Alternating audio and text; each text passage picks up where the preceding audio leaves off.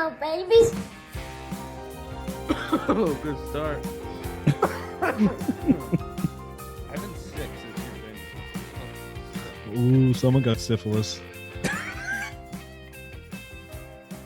Oh, Finley was sick and then passed it on to Rich. Hey. And then we saw a dead guy at a concert. And Jesus. You That's true. could have caught pink eye from Irene's house. Well, it's happened before. Stop farting in her pillow. Put my butthole right in her face. Why don't you fire in her That's pillow? why she has constant pink eye. Here's your positional groups we can work through here. I got 10 of them for you. Nice, clean, even You 10. have We've 11, you dummy. We don't need kickers and punters. 8, 9, 10. Oh, yeah, I have 10 plus 1. Throw out the kicker, throw out the punter. Those jobs are locked. We're ranking them, you dummy. We'll just start at 10 and see where we get. On this, I have coaching, special teams, 10. safety, cornerback, linebacker, defensive line, O-line, tight end, wide receiver, running back, quarterback. I'll give you my number 10, okay? This is the worst positional group on the team, in my opinion. You can agree or disagree, and I'll give you the depth chart for it. The worst positional group, I believe, is cornerback. Your starting cornerbacks right now per ESPN is Terrence Mitchell and Jalen Mills, backed up by Sean Wade, Jonathan Jones, and then the two Jones rookies, Marcus and Jack Jones. Your boy Miles Bryant still on the roster, and something called Devin Hafford. But you look at Terrence Mitchell and Jalen Mills and some combination of Jonathan Jones, Sean Wade, or Marcus Jones. Nope. That's gotta be that's gotta be the worst positional group on That's the team. 11. That's 11. Yep. Okay, that's 11. Bill, concur? Yeah, it's terrible. I mean, even Malcolm Butler started against the Giants, on the first team offense, and then he's now missing. I mean, that hurts your depth. JoJo Williams has been an utter bust. Kind of hoped that maybe in a contract year in year 4 that he would do something, but no, yeah, you're 100% right. Worst position group on the team. Thank you. At number 9/10, I have the linebackers. Now, I could be argued out of this, but let me give you a linebacking. With the Patriots, it's always between the deal. It's always just a front seven, but we'll try and split them up here.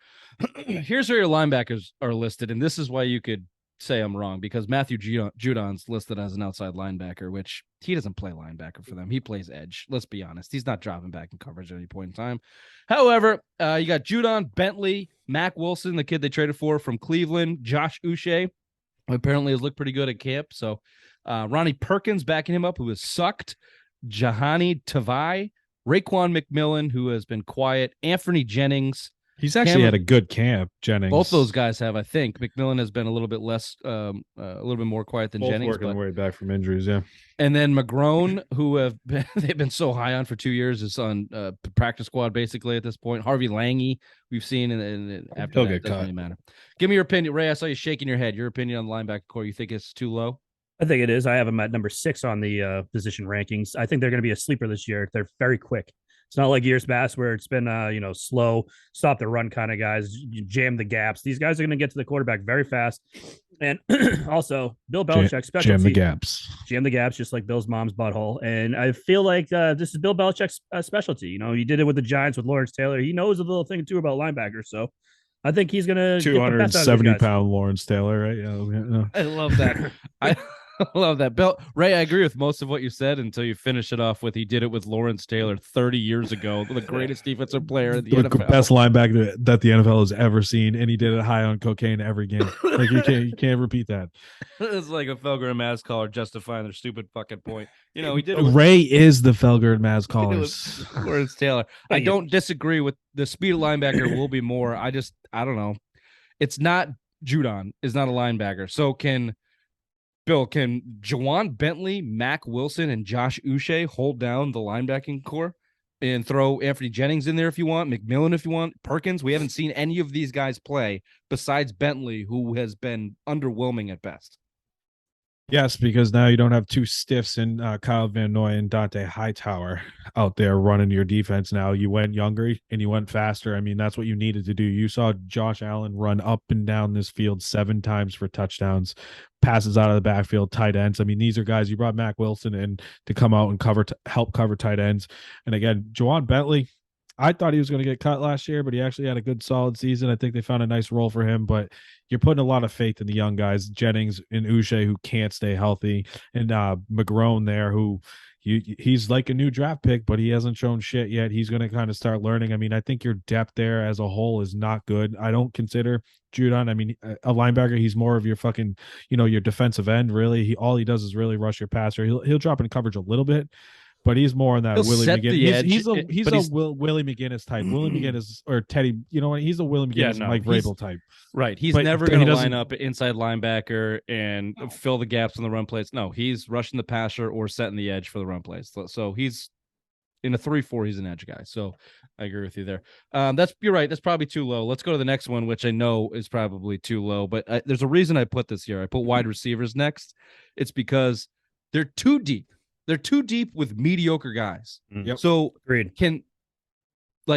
Maybe Aguilar or a Parker or even a Bourne is a number 2 on a good team. Maybe Parker just got cut from the Dolphins, who clearly have their 1 and 2 guys. Well, he got traded. I mean, he got traded. He got but he got cut. He got traded for a 5th round pick. Yeah, they knew they were going to cut him. So. But let me give you the depth chart here, then give me your opinion here. So on the depth chart for ESPN, by the way, if you look up the depth chart for the Patriots, half these guys aren't even fucking on there. I don't know if they're doing that on purpose for competitive advantage, quote unquote, or if they're just lazy, but ESPN is more up to date. So that's why I'm using that. Devonte Parker, Kendrick Bourne, Jacoby Myers are slotted as starters right now, backed up by Nelson Aguilar, the darling of camp, Tyquan Thornton, Christian, I'm dead, Wilkerson, white boy Trey Nixon comes after that, Lil Jordan Humphrey, and Matthew Slater's slotted there in his professional wide receiver spot. Jesus Christ. See, I don't think there's. Go ahead. I don't think they're as low as you think they are. I actually really like the Devonte Parker addition. I think you've heard it in camp now, the 50-50 balls. You got a guy that Matt can just throw it up to. You didn't have that Jacoby Myers. You sure as shit don't have that in Nelson Aguilar. Now you got a guy that's going to come out and kind of compete for the ball. You've heard Mac's arm looks a little stronger this year. He started working out with Tom House in the offseason. He put on a lot of muscle, lost a lot of weight. So you're looking at guys that hopefully can spread the field and Parker go up and get it. I think we're a little low on wide receivers, but again, they're mediocre talent at best. Devonte Parker, I think, is a good number 2 on a good team, but you're looking at a 3-4 wide receiver. Jacoby Myers is maybe a fifth receiver on a good team, and Nelson Aguilar, he's a number 3 on a good team. Honestly, like he's featured as a 1-2, which he shouldn't be, but I mean, I like because Bourne. of the type of routes he runs. I think that right, because put just him down traditionally in a number 1 spot, right? But yeah, my point is routes, yeah. My point to that, Ray, and I'll play devil's. I agree with you. It's probably too low, and I like the guys. I like the Parker trade. I think he's going to be good for them. It seems like Aguilar's picking things up. Bourne sounds like he's taking a step back. And your Jacoby Myers is slotted perfectly as a number 4 receiver, and he'll be there as a possession guy. He'll catch 80 balls this year, 85 balls. Good. He's got a good rapport with Mac. My deal is, though, can you trust Aguilar to be that guy? Can you trust Bourne to be that guy? Can you trust Parker with the injury history to be that guy? I don't. What about Julian Edelman? Don't even do that. I heard the interview. He's not coming back. He has no fucking knees. Ray, you agree this is too low? Nope, I agree with you. Perfect slot for him. You have no superstars. You have a lot of good to average players. No one bad. N'Keal Harry, they shipped that corpse off to Chicago, so you don't have any bad guys. Peace. You don't. There's no one that's like, oh god, this is a terrible. How is he making this team? But you have no superstar, no clear number 1, no clear target for Mac to go after. And Devonte Parker. But this is the first year together. Who knows how they're going to go? Devonte Parker single-handedly took a first round bye away from the New England Patriots. He's really good when he's locked in. If they can lock in, they'll be good on the too. Defensive Player of the Year. And if Hunter Henry can be a escape valve, and if Ty Montgomery will get there, can be the type of player he's looked like he's being the James White type player. Oh, I forgot he was even on the. You'll have your 3 layers of passing offense. We'll just see what it looks like. But my point is that we don't know for sure if it's going to work. Yeah. Real quickly, over under the amount of passes that N'Keal Harry catches from. 0. He's out for the year. Is he? Yeah. Devastating ankle injury. They sprained his ankle. So he's out. He's out for a while. Devastating. This just made that really funny for me. Devastating ankle injury. Bye-bye. Yeah, he stepped on a Lego. He's out for the year. Go planter. Fuck that guy. Next up, I had the D line. I'll give you the depth chart. You tell me what you think. We got to move on here. D line consists of where am I? Dietrich Wise, $20 million, Devin Godchow, Lawrence Guy. After that, Henry Anderson. ESPN has Christian Barmore on the second string. They shouldn't. He's obviously going to be a starter. He's your best. He is 100% probably your best defensive player on this Single-handedly, he might be enough to push this up the you seen rankings. Videos of him in He's camp? a beast. He's a beast.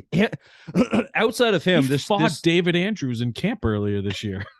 Outside of him, crazy. this position group probably should be last, but him alone has ranked them up to 6/7th. I forgot tight ends on this list. If you put Judon where he should be on the defensive line, you're looking at the linebackers. You're looking at the linebackers at the end, right? And now you're looking at the defensive linemen, probably top 4 on your team. You got some good top depth 5 there. at least, yeah. All right. Well, in between, let's just skip ahead and go through. Let's debate the middle here, because in the middle I have coaching and special teams, which we could argue could be off the list. However, Nick Folk was single-handedly your offense for a good portion of last 36 out of 39. And we all know how I feel about Jake Bailey. And they just gave Jake Bailey $6 million. What did they give him? I think it was 6. Highest paid tight end. 4 years at punter, 24. I think it was $6 million. 18, 4 for 18, Bailey. I thought. Yeah, something like that. So you have that, but then you also have the bum still coaching them that committed the most penalties on Patriots special teams and ever. 3 blocked kicks. Yeah. So I had them high just for Nick Folk. I had them at 2. I have that too. Okay, we'll get there. Coaching, I have smack dab in the middle somewhere. Obviously, we know what the debacle is going to be. No one's even talking about Steve Belichick and Gerard Mayo and the failure that they put on the field the first 4 games of the season and the last 4 games of the season. So we've yet to see how that's shaken out. Never mind the twin nutsacks in charge of the offense. That's why I have him at 8. I put him at 8. The twin nutsacks. I put coaching at last. Oh, okay, coaching's at last. Okay, we skipped over tight end and O-line. How do you compare the O-line to the D-line? You think O-line has much more, I think, talent, name recognition-wise? I'll give you the names here. Hold on, Raymond. I like this Cole Strange guy just for that name. Cole Strange. ESPN still has Isaiah Wynn at left tackle, but we know he's been playing right. So you got Isaiah Wynn, Cole Strange, David Andrews, Micah Winu, and Trent Brown. I love Trent Brown at the left tackle. Oh, yes. That's the only those Dave Andrews. That's it. I don't like anything else. Dave Andrews, that's it. It's the only thing you like? No, I liked Trent Brown moving to left, and I like the center, David Andrews, and that's it. You gotta win at right tackle. He was a serviceable left tackle. Put him over at right, he'll be fine. I agree. I think we've been saying that our guard for Wynn. I mean, he gets hurt on the left tackle. I thought he had a mediocre season last year. Move him over to right. Trent Brown was a beast in 18 when they won the Super Bowl, protecting Tom Brady's backside. That's what you need for fucking Mac Jones. He's got a weight clause in his contract now. Yeah, that means he's motivated. Down to 365. So he said he wants me at 350. Good. Yeah, Good. He's got cap problems. Past that, you got your backup. Your depth might hurt you. I guess Kajust has had a pretty good camp, but then your other tackles, Durant and Haran, which we know are just terrible, disastrous injuries waiting to happen. We could take some from N'Keal Harry. This young kid, Drew Deserutti. I don't know. I've heard. See a 6th-round draft pick, something like that, 5th or 6th. James Ferentz is serviceable, and Will Sherman was the kid they picked last year in the 6th round. They could play everywhere. Not a lot of depth there, a lot of inexperience. Ray, where'd you put offensive line? Just give me your 10. 11 through 6 at this point. Where do we stand? I have 11 the cornerbacks, number 10 the O-line, number 9 the wide receivers, number 8 the coaching, number 7 the defensive line, and number 6 the linebackers. So you like the D-line a lot better than the O-line. Bill, agree or disagree? Disagree. Of course. I would flip-flop every single team and raise 6 through 11. Mm-hmm. That's my list. Okay, I'm somewhere in the middle. Where we have forgot our 3 position groups that I have at top 3, and Ray, I forget what you said, but I think you're in the same agreement somewhere. My top 3, at 3 I have running back, 2 I have quarterback, 1 I have safety. I just think they're very deep with McCourty, Duggar, and Phillips. They've been a steadfast group for them for 2 or 3 years here. I think that you can rely on them, and they're going to be asked to do a lot in that secondary this year, and I think they can do it. And they picked up the Jabril Peppers kid. From I the like Giants. him. Yeah, he should be good too. And then obviously your quarterback is the best thing you have going for you in Mac Jones, I think, if he can step up. And then your running back, you're deep. You're deep with Harris, Ramadan Ding Dong. They picked up Ty Montgomery. Pierre Strong, I think, is to be a sleeper. Yeah, he's at a good camp. Yeah. JJ is still there. And then we should say we haven't mentioned James White did retire with a busted hip. So top running back in Patriots history. We've had this debate before. Did we land on Falk or him? Falk. Or Dylan? Yeah, I mean, career-wise, it's Dylan for sure. I mean, I think talent-wise, it's Dylan. I think mine was LeGarrette Blount. But James White's the best pass-catching running back in Patriots history, and I would take him over Kevin Falk any day because James White never dropped anything. Kevin Falk, not one single fumble in his career recorded for James White. Not a one. He's the best. I mean, you've had a long line to Falk, to Vereen, to him, but I would give me James White over all of them. His 8-year stretch in one was basically a red shirt year. His first year in 2014 was his first year. He was basically single-handedly could have won you that Super Bowl against Atlanta. 2 touchdowns. Yeah, 3 touchdowns. Absolutely, one of the 3 touchdowns. One of the most solid players. Should have been Patriots ever had. Perfect Patriot. James White, we'll miss you. Ray, you're 1 through 3 there. You agree with my rankings, or you got them switched up a little? I don't have quarterback. Instead, at number 2, I have special teams. Where'd you put Mac? Number 4. 4. And you put special teams up there that high because of your love for soccer. Jake Bailey's wife, yes. Okay, got it. I knew Ray's lists are always a little tinted. That's why we call him the obvious one. Mm-hmm. Still stalking her, right? Oh, yeah.